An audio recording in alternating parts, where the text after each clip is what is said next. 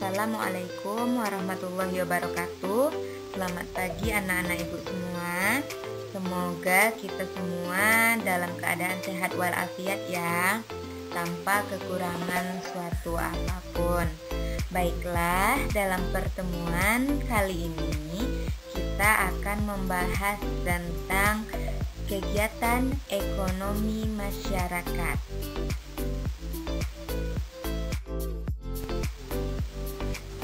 Nah, sebelum kita masuk ke materi pembahasan, di sini Ibu akan jelaskan terlebih dahulu tentang tujuan pembelajaran kita kali ini.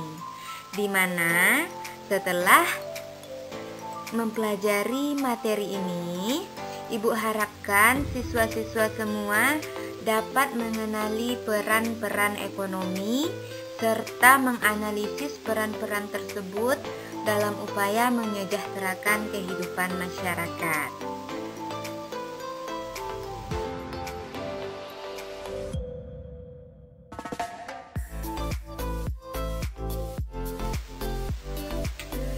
Baiklah, kita mulai pembelajaran kita kali ini dengan membaca basmalah. Bismillahirrahmanirrahim.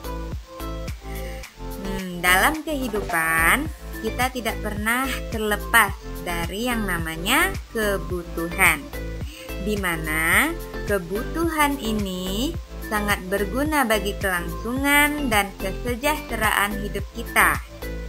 Tentunya untuk memenuhi kebutuhan ini, kita memerlukan yang namanya usaha. Di mana usaha-usaha untuk memenuhi kebutuhan inilah yang kita sebut dengan kegiatan ekonomi. Dengan kata lain, kegiatan ekonomi itu adalah usaha-usaha yang kita lakukan untuk memenuhi kebutuhan-kebutuhan hidup kita. Upaya-upaya ini biasanya juga memanfaatkan sumber daya alam seperti tanah, air, tumbuhan, hewan, barang tambang, dan lain sebagainya. Berikut ini, Ibu akan jelaskan tentang pemanfaatan sumber daya alam tersebut sesuai dengan bidang usahanya masing-masing.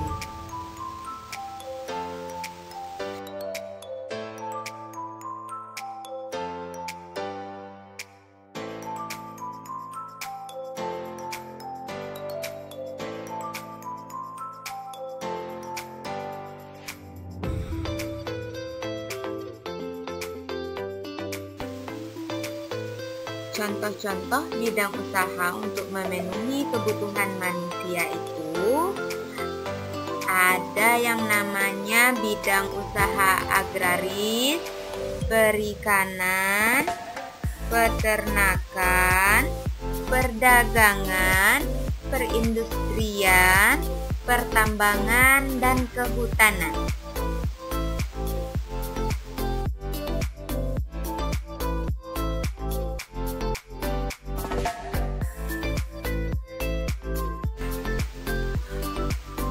Kita masuk poin pertama, bidang usaha agraris. Bidang usaha agraris ini meliputi kegiatan pertanian dan perkebunan. Bidang usaha agraris ini biasanya terdapat di daerah pedesaan dan pegunungan.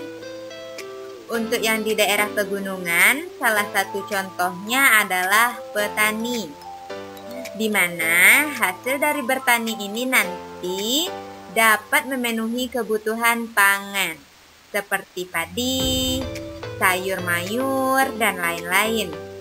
Sedangkan untuk yang di daerah pedesaan, contohnya adalah petani karet, di mana hasilnya nanti juga akan diolah atau bisa diolah menjadi benda-benda yang kita butuhkan dalam kehidupan kita, seperti penghapus, ban kendaraan, dan lain sebagainya yang terbuat dari karet.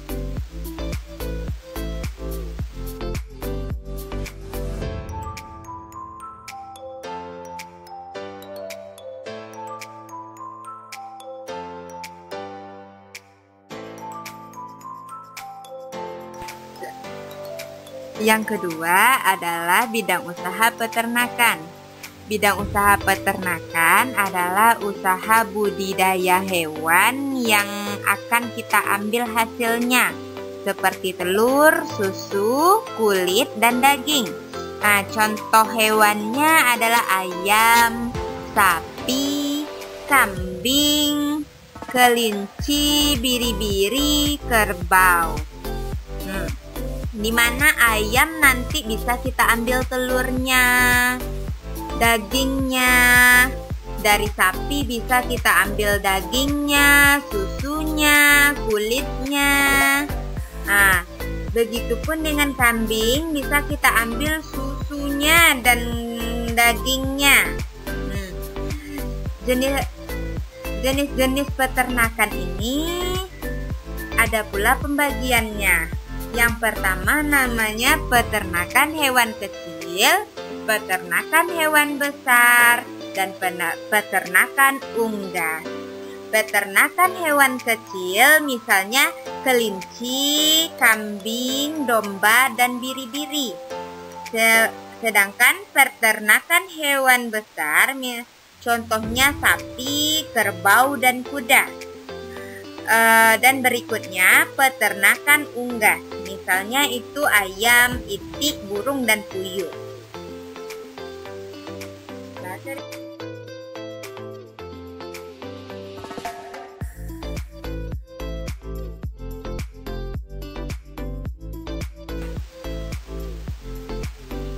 Yang ketiga adalah bidang usaha perikanan. Secara umum, usaha perikanan ini kita bedakan menjadi dua, yaitu perikanan darat dan perikanan laut. Perikanan darat ini adalah usaha kita memelihara dan menangkap ikan di perairan darat. Perikanan darat terdiri atas perikanan air tawar dan perikanan air payau. Perikanan air tawar dilakukan di sungai, danau, rawa, waduk, empang, sawah, dan kolam. Sedangkan kalau perikanan air laut itu adalah usaha kita menangkap ikan di pantai atau laut. Di Indonesia, usaha penangkapan ikan di laut dilakukan nelayan tradisional. Laut juga menghasilkan udang, kerang, rumput laut, mutiara, dan garam. Selain untuk keperluan penduduk, hasil tangkapan ditujukan untuk ekspor.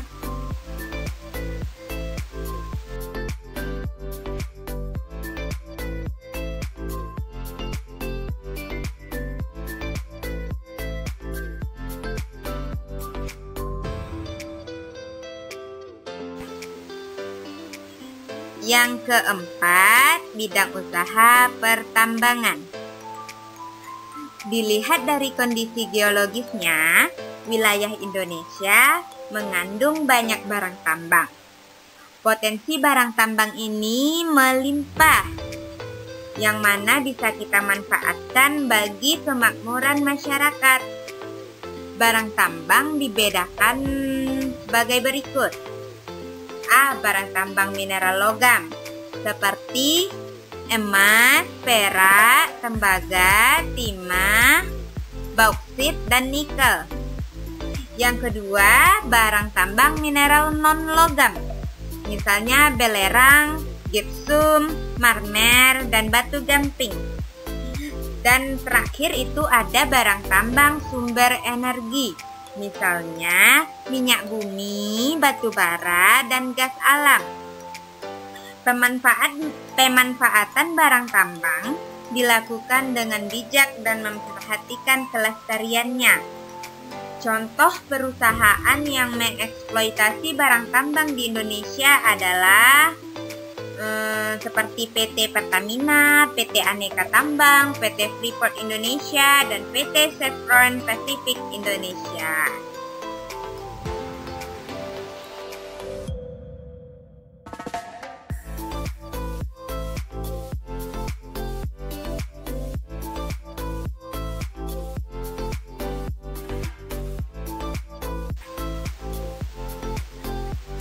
Yang kelima, bidang usaha kehutanan. Hutan Indonesia berperan penting sebagai paru-paru dunia. Hutan juga berfungsi sebagai tempat berkembangnya berbagai fauna. Dari segi lingkungan, hutan menjadi daerah resapan air hujan. Akan tetapi, saat ini luas hutan Indonesia semakin sempit.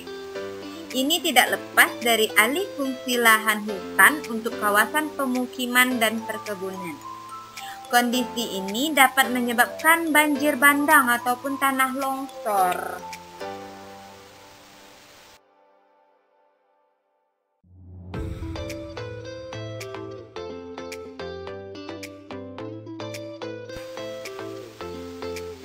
Yang keenam adalah bidang usaha perdagangan.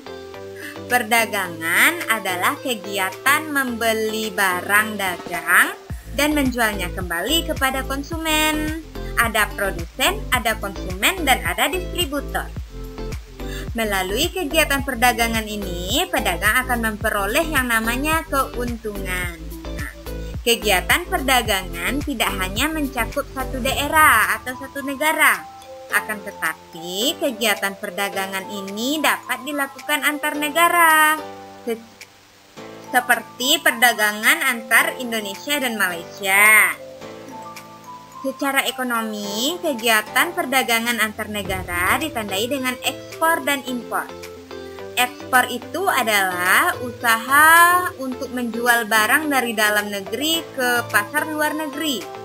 Sedangkan impor itu adalah usaha untuk memasukkan barang dari negara lain ke pasar dalam negeri.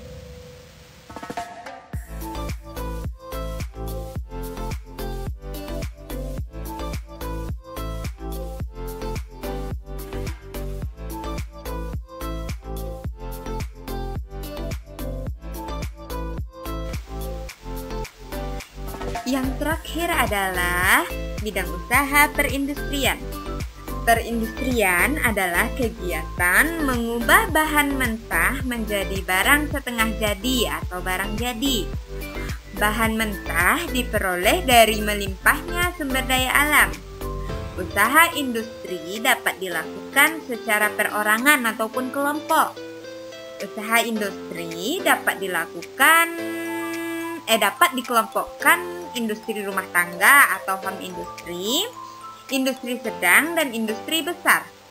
Contoh industri yang sudah ada di Indonesia adalah industri makanan dan minuman, kosmetik, obat-obatan, garmen, serta elektronik.